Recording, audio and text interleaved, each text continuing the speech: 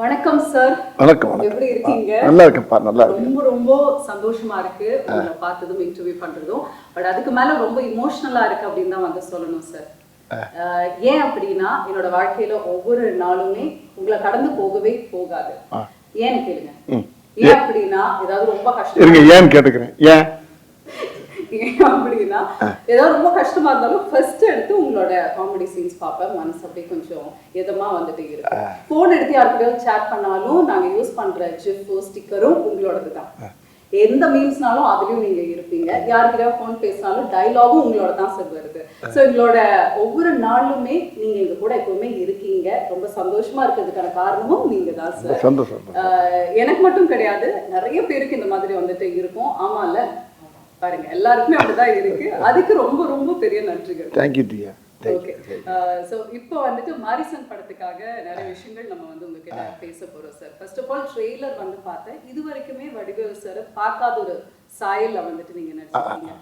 ரொம்ப சீரியஸான ரொம்ப இன்டென்ஸான ஒரு ரோல் வந்து பண்ணியிருக்கீங்க. இந்த படத்தை நீங்க சூஸ் பண்றதுக்கான காரணம் என்ன?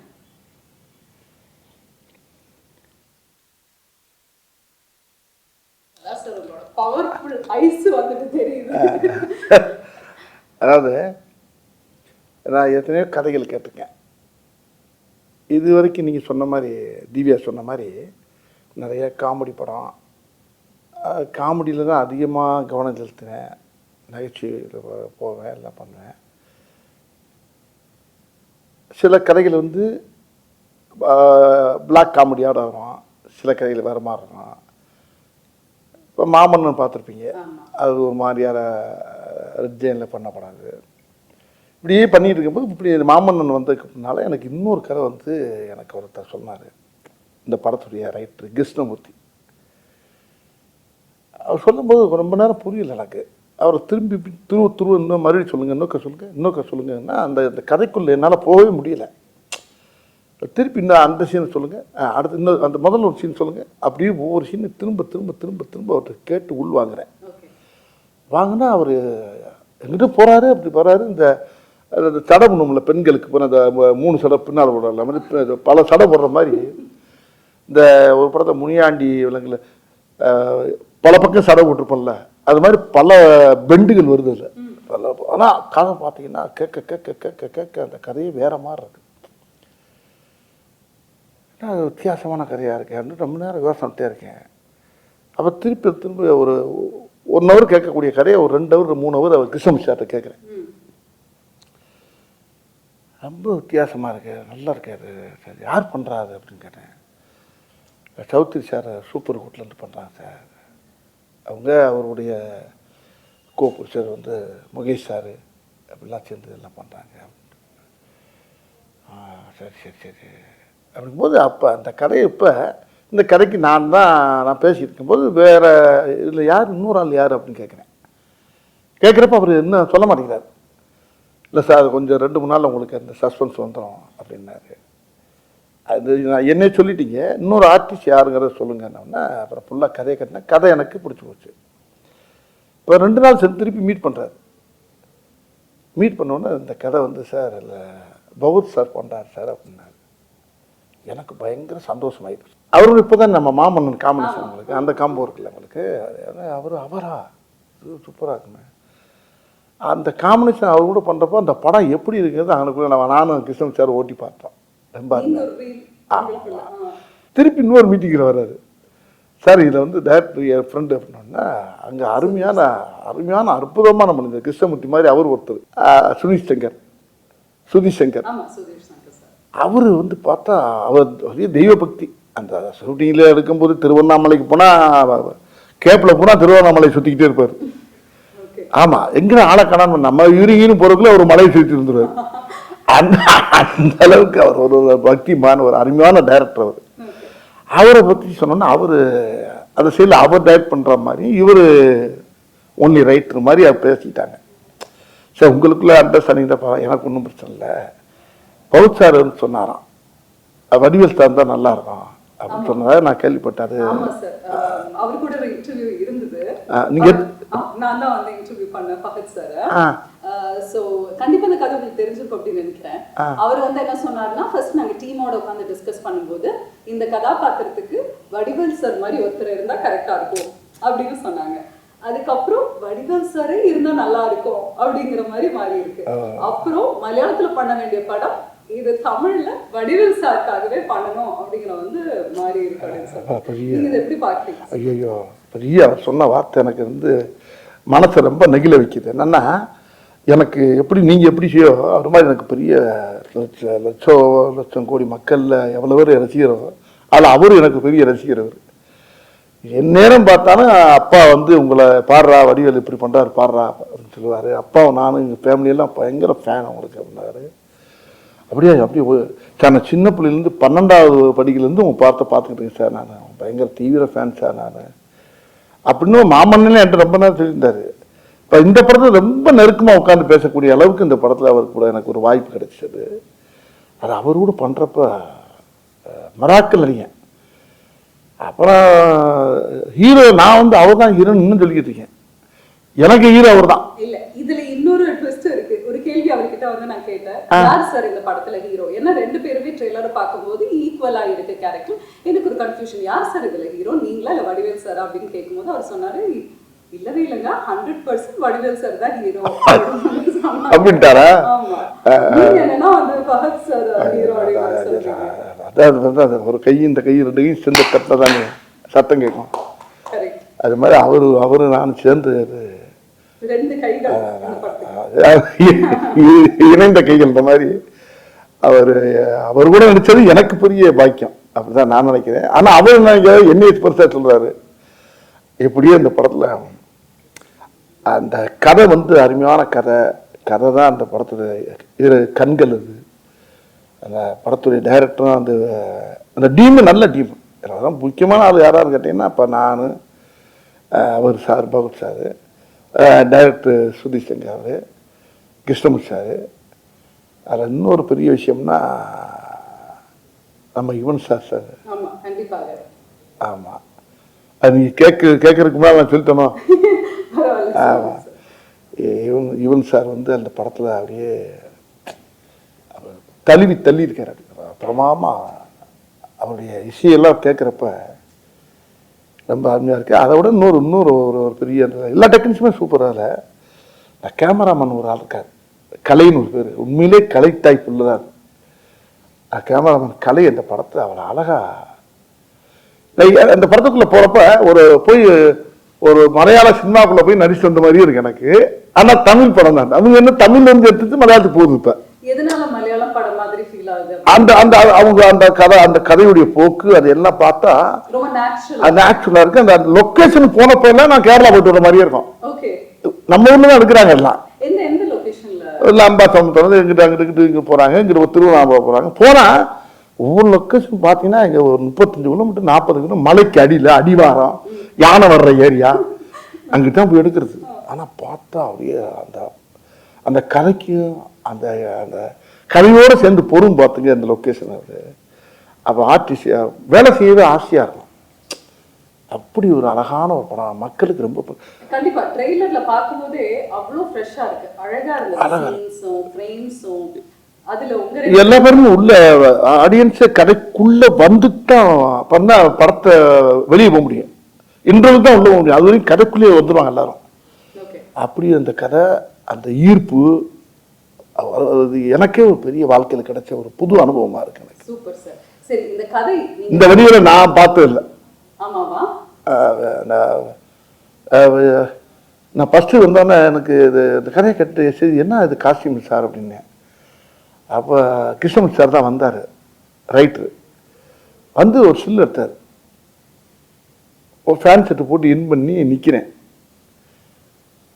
இந்த தான் ஒரு சில்லு போட்டு நிற்கிறேன். எனக்கு இந்த ஒரு சில்லு போதும் சார் அப்படின்னாரு. என்ன சார் நிறையா இருப்பாங்களேண்ணா? ஒன்று இதான் சார். ஓகே சார் அப்படின்ட்டாரு. இல்லை இன்னொரு 10-20 எடுங்க, வேற மாதிரி இருப்பா. என் மைண்டு மாறி சார், இதுதான் அப்படின்னாரு. இப்போ இந்த கெட்டப்பில் என்ன பார்க்குறாரு. அப்போ நான் என்ன பார்க்குறேன், மாமன்னனுக்கும் இதுக்கு ரொம்ப சேஞ்சு கிடைக்கல உங்களுக்கு. அது ஃபுல்லாக வேட் ஷர்ட்டோட வருது. இது ஒரு ஃபேன் போட்டு ஒரு இன் பண்ணி ஒரு பேக்கோடு இருக்காரு. பட் இவர் கேரக்டர் அவர் கேரக்டர்னு பார்க்குறப்ப எனக்கே ஒரு புதுசாக இருந்துச்சு. ஒரு ரொம்ப வித்தியாசமான ஸ்டைல்ல நான் முதல்ல சொன்ன மாதிரி உங்களுக்கும் ஒரு டிஃபரெண்டான எக்ஸ்பீரியன்ஸ், உங்களுக்கும் அந்த மாதிரி தான் இருந்திருக்கு. ஆமாம்மா, நானே ஆடியன்ஸ் என்ன படம் பார்க்கல, நான் நடிக்கும்போது அந்த ட்ரெயிலர் பார்க்கும்போது எனக்கே என்ன கேட்டாங்க, ட்ரெயிலர் பார்த்தீங்களா சார், என்ன கொச்சா என்ன கண்ணை கட்டுறது என்ன புரியல, வித்தியாசமா இருக்கு அப்படின்றது ரொம்ப பெருமையா இருந்துச்சு எனக்கு. இந்த கதை வந்து நீங்க கேட்கும் பொழுது எந்த விஷயம் அப்போ கண்டிப்பா இந்த கதைக்கு ஆப்டா இருக்கேன், நான் இதை கண்டிப்பா பண்ணணும் அப்படின்னு எந்த பாயிண்ட்ல உங்களுக்கு தோணுச்சு சார்? ரொம்ப அருமையான கேள்வி இது.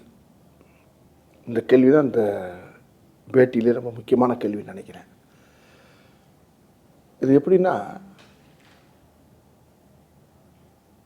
இன்னைக்கு இருக்க காலகட்டம், இந்த இந்த நிகழ்காலங்கள் இன்னைக்கு இருக்க, நம்ம இதுக்கு முன்னால் இருக்கிறது வேற மாதிரி இருந்துச்சு, நம்ம வேற மாதிரி போடணுங்கிறதெல்லாம் வர விஷயம்.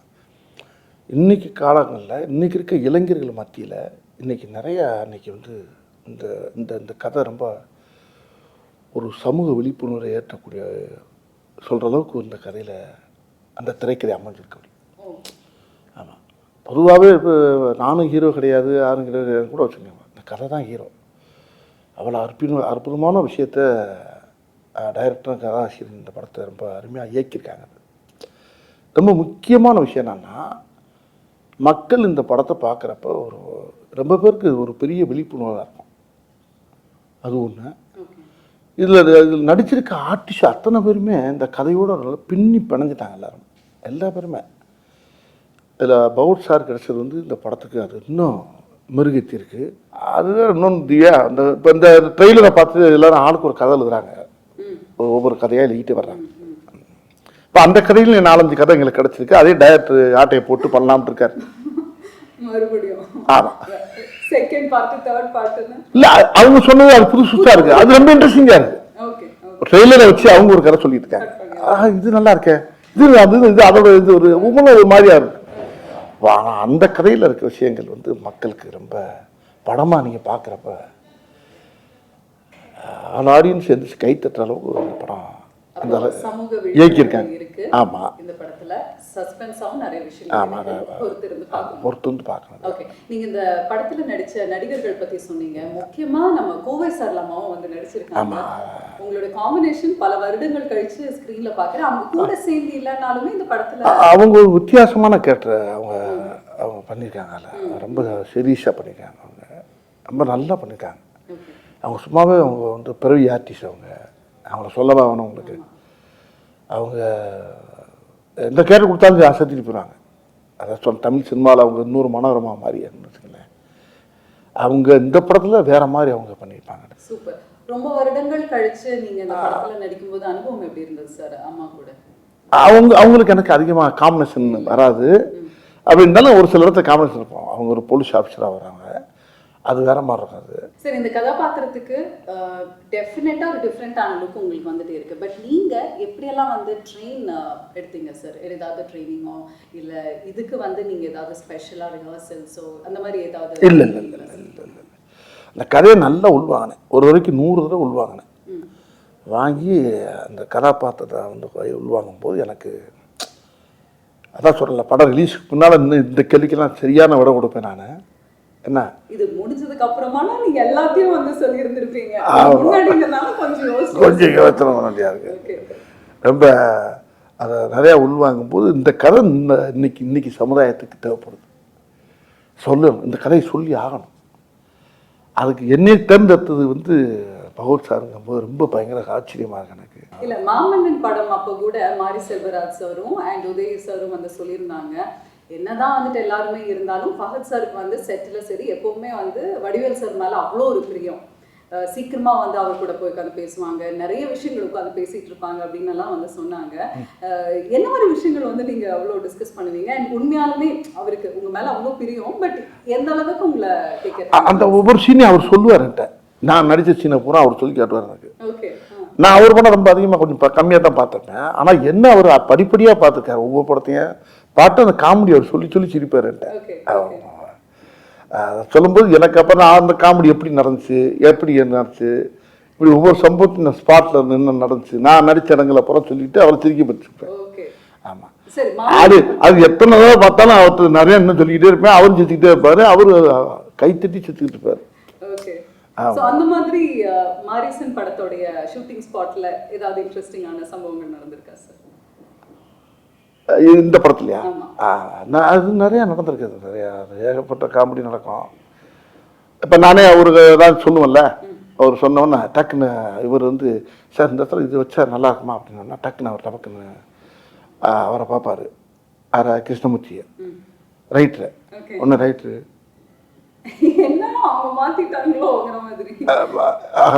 இவர் கரையை மாற்றி வேறு மாதிரி போகிறாங்க. ஒரு பீதியாக இருக்கும். ஒன்று இவர் ரைட் சொல்லுவார், ஆனால் அது வேணுமா, அது வேணுமா, ஏன்னா அவர் கதையில் ஆனால் அது சேரும், அது அந்த அந்த டைலாக் சேரும். ஆனால் அவருக்கு ஆசையாக இருக்கும், அவருக்கு போக்ஸாக இருக்கு. ஆனால் அவர் நல்லா இருக்க அப்படிம்பாரு. அப்புறம் கிருஷ்ணன் சார் சரி வேணாம் அப்படிம்பாரு. போக்ஸாரு வேணான்றாரு. வேணான்னா பவனு டேரக்டர் சார் அங்கேருந்து வந்துடுவார். சுதிசங்கர் சார் அங்கே வந்துருவாரு. என்ன என்ன அப்படின்பாரு. இல்லை இது நல்லா இருக்க அப்படின்பாரு. ஒன்று அவங்க 3 பேரும் மலையாளத்தில் பேசிட்டு இருப்பாங்க. நான் ஒரு ஆள் மட்டும் இந்த திக்கு தெரியாமல், திசை தெரியாமல், பாசை தெரியாமல் அப்படியே நின்றுக்கிட்டே இருப்பேன். இது என்ன பார்ப்பேன், என்ன பேசுகிறாங்க, பேசாமல் வீட்டுக்கு அனுப்பிடலாங்கிறாங்களா, என்ன பேசி 3 பேரும் மலையாளத்தை பேசிகிட்டே இருப்பாங்க. நான் அதான் சொல்லல, தினம் மலையாள ஷூட்டிங் போயிட்டு வந்த மாதிரி இருக்கும். ஆமாம். அப்புறம் அவங்க எவரைய பற்றி கிருஷ்ணன் சார் பதறுவார். சார் வேணாம் சார், தெரியாம கேட்டு தொலைங்க, விட்டு தொலைங்க. இல்லை சார் ஓகே சார் அப்படின்பாரு. இல்ல ஃபஹத் சார் ஒரு விஷயம் வந்து சொன்னாரு, சீரியஸான ஒரு சீன் நாங்க நடிச்சிட்டு வருவோம், ஆனா வடிவேல் சார் உடனே பின்னாடி வந்துட்டு அதே சீனை அவர் ஒரு காமெடியான ஒரு வேலை அப்படி சிலது வைக்கப்பட்டது இருக்கு, வேணான்னு சொன்னது இருக்கு. இப்படி சில விஷயம் ரொம்ப எனக்குள்ள ரொம்ப சுவாரஸ்யமா ஜாலியா எடுத்துக்கிறோம் நாங்க. அதே மாதிரி அவர் நிறைய சொல்லுவாரு. டைரக்டர் ரொம்ப அவர் இல்லை, நாங்கள்லாம் ஒன்று யோசிப்போம், ரைட்டர் ஒன்று யோசிப்போம், டைரக்டர் அங்கே புதுசாக ஒன்று சொல்லுவார். அந்த இடத்துல அப்படி சேர்ந்து இந்த ஸ்பாட்லேயே அந்த இடத்துல மாற்றுவோம், நல்லா இருக்கும், நல்ல டீம். இல்லை இடையில அவர் வந்துடுவார்.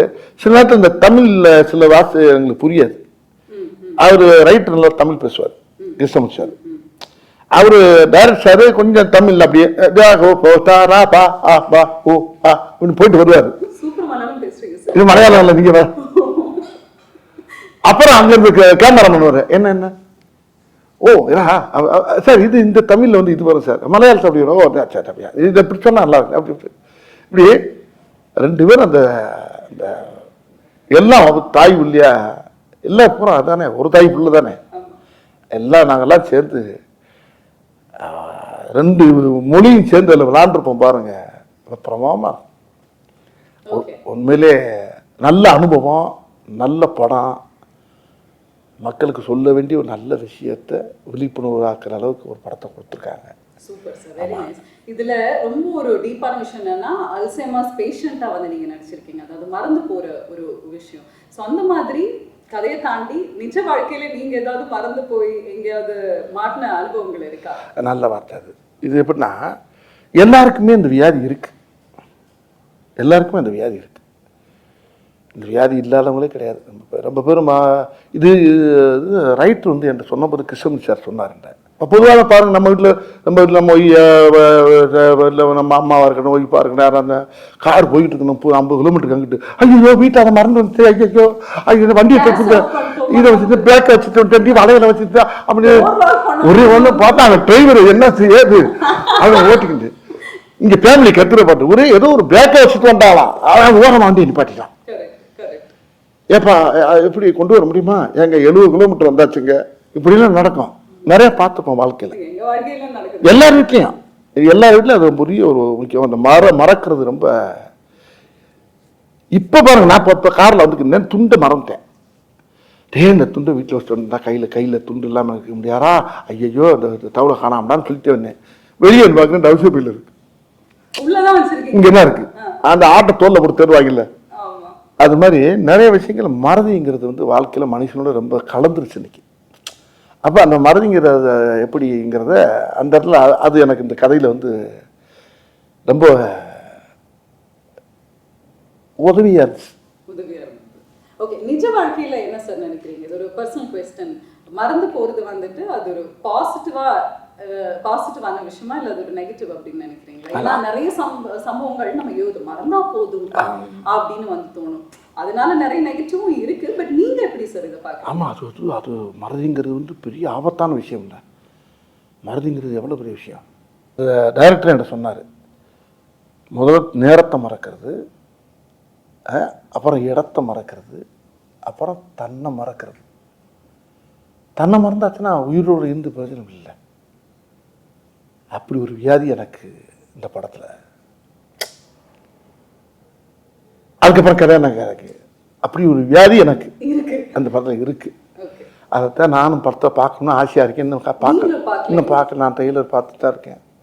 எல்லாருமே சேர்ந்து வந்து போய் பார்த்தோம். ஏன்னா இந்த ட்ரெய்லர் பார்த்ததுக்கு அப்புறமாவே ரொம்ப ஆசையே இருக்கு, எப்படி கதை போகும், இவங்க ரெண்டு பேரும் காம்பினேஷன். ஆக்சுவலி இவங்க ரெண்டு பேருக்குள்ள என்ன காம்பினேஷன்ல வந்து டிராவல் பண்ணி, ஏன்னா அவர் திருட அப்படிங்கிறது வந்து தெரிஞ்சிச்சு ட்ரெயிலே, நீங்க ஒரு பேஷண்ட். பட் இவங்களுக்குள்ள இருக்கக்கூடிய அந்த ஒரு உறவு என்ன, எப்படி போகுது, எப்படி முடிய போகுது அப்படின்னு தெரிஞ்சுக்கிறதுக்கு எங்களுக்கு ரொம்ப ரொம்ப ஆவலா தான் இருக்கு.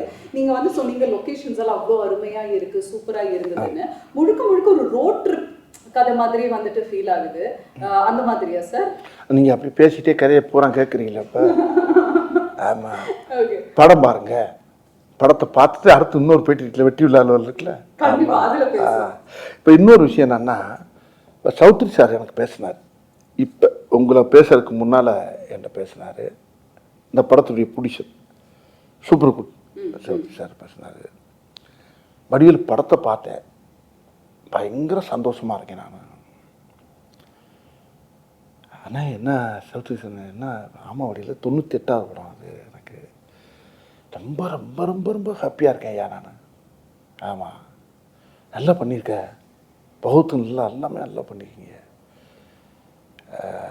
நான் சொன்னேன், தமிழ் சினிமாவுடைய ஜாம்பவான நீங்கள் தான். ஒரு கதையை செலக்ட் பண்ணால் சாமானியமாக செலக்ட் பண்ணி அதை வந்து ஓகே சொல்ல மாட்டீங்க. அப்படியே ஓகே சொன்னாலும் ஒரு ஆளை கூப்பிட்டு பாராட்டுறது ரொம்ப ரேர் எனக்கு தெரிய. ஆமையா, உனக்கு தெரியுமில்ல என்னை பற்றி, நான் உன்னை கூப்பிட்டு பாராட்டுறேன்னா எனக்கு அவ்வளோ உன்னை பாராட்டுன்னு 2 நாளாக உன் நம்பரை கேட்டு நான் பேசி தேடி ஒரு கேட்டுக்கிட்டேன். அதனால ஒன்றே பிடிக்க முடியல, நீ கொஞ்சம் பிஸியாக இருந்த ஒரு அப்படின்னாரு. அப்போ நான் அந்த பிரபுதேவா படத்தில் டிஸ்கஷனில் நானும் போய் கொஞ்சம் கலந்து போய்கிட்டு இருக்கேன். பவர் நானும் பண்ணுறோம் ஒரு படம். ஆமாம் ஆமாண்ணே, ஆமாம் ரொம்ப நல்லா இருக்கு. அப்படியில அது பெருவாயால் சொல்கிறது வந்து பெரிய தேசிய அவார்டு கிடைச்ச மாதிரி எனக்கு. அந்த படத்தை அவர் பாராட்டுனது தான் எனக்கு வந்து பெரிய வெற்றி இந்த படத்தை. சரி, இந்த படத்துல இருந்து மக்கள் வீட்டுக்கு போகும் பொழுது என்ன மாதிரி ஒரு எக்ஸ்பீரியன்ஸ் இருக்கும்னு நினைக்கிறீங்க? அதனால் முழுமையாக ஏற்றுக்குறாங்க அந்த படத்தை. படத்தை ரொம்ப ரசிப்பாங்க. இது இந்த அதெல்லாம் சொல்லலை. இந்த படம் வந்து முக்கியமாக அன்னைக்கு வந்து ஜனங்கள் மத்தியில் அது வந்து ரொம்ப பெரிய உஷாரம் உண்டாக்கும். ஜனங்கள் மத்தியில் ஒரு விழிப்புணர்வு வரும், பெரிய உஷாரம் உண்டாக்கும். பெரிய ஒரு மாதிரியான ஒரு படம் அது. காத்திருப்போம். அண்ட் உங்களுக்கு மாரிசன் படம் எந்த அளவுக்கு ஸ்பெஷல்? மாரிசன்ற டைட்டில் எனக்கு ரொம்ப வித்தியாசமாக இருந்துச்சு. டைட்டில் என்ன வச்சுருங்கப்ப அப்போ டைரக்டர் இவரும் சேர்ந்து சொன்னாங்க மாரிசன். மாரிசன்கிறது மீனிங் என்னன்னு கேட்டேன் நான். அதுக்கு மீனிங் சொன்னார். இது அதுவும் அந்த ராமாயணத்தில் வந்து அந்த சீதையை கடத்தும் போது மானா மாறி உள்ளே போகும்ல, அந்த கேரக்டர், அது பேர் தான் மாரிசன்னார். இதெல்லாம் எனக்கு தெரியாது, நான் ராமாயணம்லாம் படிக்கலாமா. அவர் சொன்னார் அந்த அந்த அந்த டைட்டிலுக்கு இந்த கதைக்கு என்னங்கும் போது அந்த டைட்டிலை வச்சு கதை கேட்டேன் நான். அப்போ நீ கேட்ட கேள்வி என்ன அதான் கேட்டீங்க. இப்போ நீங்கள் கேட்டது இந்த அதான் அந்த டைட்டிலுக்கு ஏற்ற இந்த கதை வந்து ரொம்ப ஆப்டாக இருந்துச்சு. அந்த கதை அது ரொம்ப என்னை ரொம்ப பாதிச்சிருக்கு. இந்த படம் எனக்கு ரொம்ப பிடிச்ச கதை. ரொம்ப என் வாழ்க்கையில இது பெரிய வரலாறு மாதிரி இருக்குன்னு நினைச்சுங்களேன். எனக்கு இது பெரிய ஒரு பெரிய மைல்கல். இது எத்தனையோ படம் ஷேர் பண்ணிக்கிட்டே வந்திருக்கேன். ஒரு படத்தில் புலிகேஷ் பண்ணியிருக்கேன், அது ஒரு பெரிய படம். மாமன்னுக்கு அப்புறம் நீங்கள் ஜம்ப் பண்ணி வந்த மாரிசன். இப்போ என்ன கேட்டினா ஒவ்வொரு படமும் இப்போ எனக்கு எல்லாமே கலந்து வருது. இப்போ ஒரு கேரக்டர் ரோல் வருது, நல்ல இப்போ சுந்தர்ஜி படம் பண்ணோம்ல யங்கர்ஸு, அது ஒரு நல்ல காமெடி படம். அது இப்படி ஒன்றும் மாதிரி கதையை பூரா செலக்ட் பண்ணி தான் பண்ணிட்டு வரேன் நான். அந்த செலெக்ஷனில் இந்த கதை வந்து எனக்கு கிடைச்ச பெரிய பாக்கியம்னு நினைக்கிறேன். கண்டிப்பாக சார். ஏன்னா இப்படி ஒரு கதாபாத்திரத்துல உங்களை பார்த்தது கிடையாது. அது அவர் கூட அது ஆமா, அவங்க காம்பினேஷன். ஆமா, அவர் காம்பினேஷன்ல கிடைச்சது வந்து இன்னும் எனக்கு ரொம்ப சந்தோஷமா இருக்கு. நீங்க ரெண்டு பேருமே அதுவும் சௌத்ரி சாருடைய தயாரிப்புல அது நம்மளுக்கு கிடைச்சது. அந்த டீம் அவரும் பெரிய ரொம்ப சூப்பரான காம்பினேஷன் சார். ஏன்னா சுதீர் சார் டைரக்ஷன்ல, கிருஷ்ணமூர்த்தி சாரோடைய ரைட்டிங்ல அண்ட் ஃபஹத் ஃபாசில் சார் கூட நீங்க இணைந்து நடிச்சிருக்க இந்த காம்பினேஷன் பார்க்கிறதுக்கு ரொம்பவே அவளோட வெயிட் பண்ணிட்டு இருக்கோம். ஸோ படத்தை பார்த்ததுக்கு அப்புறமா இன்னும் நிறைய விஷயங்கள் உங்ககிட்ட வந்து பேசலாம். நன்றி, தேங்க்யூ வெரி மச் சார்.